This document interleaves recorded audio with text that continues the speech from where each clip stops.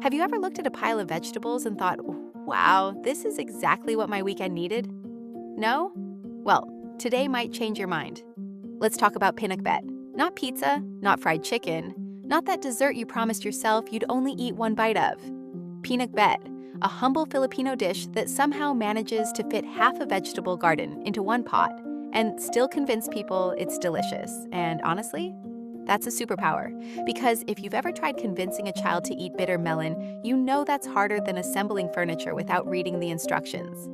Every great story has characters. Pinakbet has a whole ensemble cast. First, we have bitter melon, the vegetable equivalent of that brutally honest friend. You ask, "Do I look okay?" And bitter melon says, "No." Then there's eggplant, the chill friend, always relaxed, never causing problems. Okra joins the party too, a vegetable that somehow became famous for being slippery, which honestly sounds less like food and more like an Olympic sport. And of course, squash, the sweet one, because every friend group needs someone who balances out the drama. The recipe ingredients: 1 bitter melon, 1 eggplant, 8 pieces okra, 2 cups squash, 2 tomatoes, 1 onion, 2 cloves garlic, 2 tablespoons shrimp paste or anchovy sauce, 1 cup water. Optional, pork belly or shrimp. Now for the magic. First, sauté the garlic, onion, and tomatoes. Immediately, your kitchen starts smelling like you know what you're doing. Even if 5 minutes ago you were searching, how do I chop an onion without crying? Add your pork belly if using. Let it cook until lightly browned. Then stir in the shrimp paste. At this point, your neighbors may suddenly become interested in visiting. Add water. Bring everything to a gentle simmer. Now add the squash first. Why? Because squash takes longer to cook, just like that one friend who's always late. Once the squash softens a little, add the eggplant, okra, and bitter melon.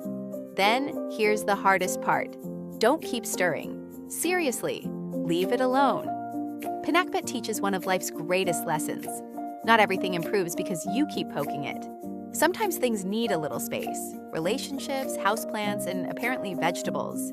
Cover the pot and let everything cook together for about 10 minutes. And there it is, pinakbet, a dish where vegetables stop competing and start cooperating. The bitterness, the sweetness, the saltiness, the softness.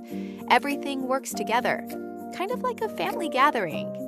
Except with less arguing about who forgot to bring ice. Maybe that's why pinakbet has lasted for generations. It's simple, it's affordable, and it quietly reminds us that ingredients don't need identical flavors to belong together. Some are sweet, some are bitter, some are a little strange. Yet somehow, they make something wonderful, just like people. And if a bitter melon can find its place in a recipe, there's hope for all of us. Lighten up, grab some rice, and enjoy your pinakbet.